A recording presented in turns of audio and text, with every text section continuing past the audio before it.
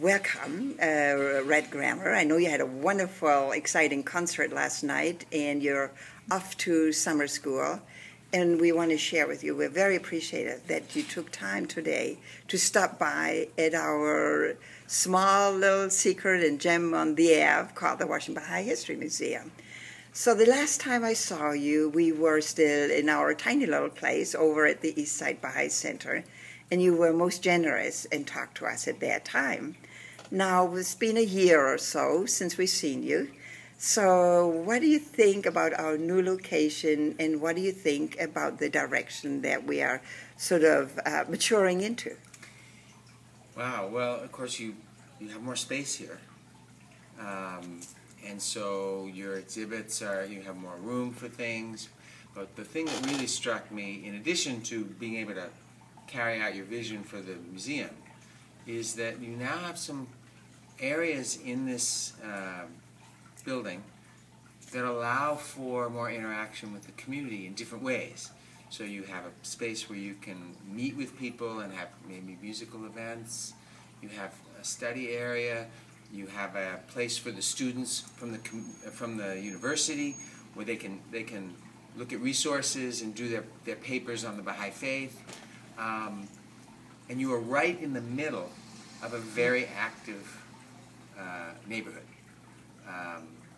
And so you have traffic that comes in, and you have people in the community that are asking to use your space for various purposes that are consonant with the goals of this, like women who are in need to get their work histories together and various things that you're describing.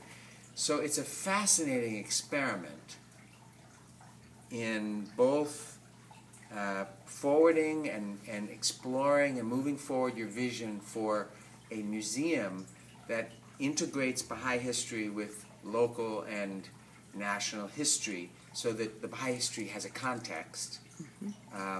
But you're also bringing in the neighborhood and the community, which is, of course, what we're doing with community building. The house is moving us in that direction. So it's a very interesting experiment. And as always, I'm excited and thrilled by what you're doing. And you've moved forward with your vision and expanded your vision for this neighborhood element a lot since I saw it. I think it's 2 years ago. But right. It's very exciting to see what you're doing. Yeah, it really it has potential would you say that it has potential for other community once we understand? It's funny because what I've been thinking is that many other communities have artifacts and resources to begin such a thing. What they can learn from you in this organization here is how to weave the Baha'i history and the artifacts that we have into the context of the community they live in. You've done that very well here. So Baha'is might be surprised if they came in to this room. It isn't all Baha'i artifacts. Right. There's a lot here that relates to the community in which this museum is. And so this is an area that has a lot of native culture and a lot of native peoples that are in the Seattle area. So you have a section, when you come in, that is about native culture and the various tribes and stuff. And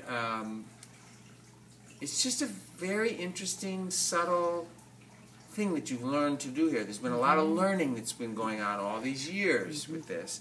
And so people could come if they were inspired to do something similar to this.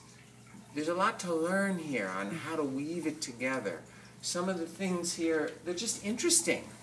They're not related directly to Baha'i things. I mean, you have an old computer over there, like one of the first computers. K-Pro, an old K-Pro. I'm sorry? An old K-Pro, yeah. Yeah, whatever. whatever that is, and you see it, your K-Pro. And it just piques my interest. It opens my intellectual mind to the possibility, there's some cool stuff here, and what you're always exploring here is how to take what's interesting to people and relate it to the Baha'i history. So, you might put it's just coming to me now, you might put the quote there that talks about the internet, there's the quote that relates to the internet. Yeah. About, a thing that will bind together the whole world, and all that kind of stuff next to that computer. Well, that's a very interesting way.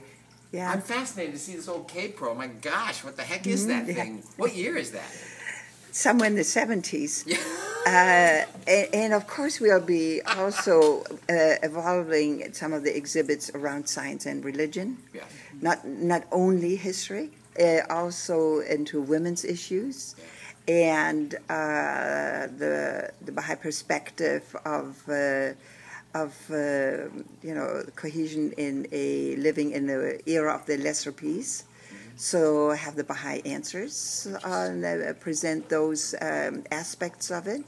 So it has really huge potential. I'm sorry, I'm talking. You should. I know. Yeah. No, it has huge potential, and all it takes is imagination, and of course openness to assistance from the realm on high to guide us in ways that will be most effective to reach the people in the area where we are.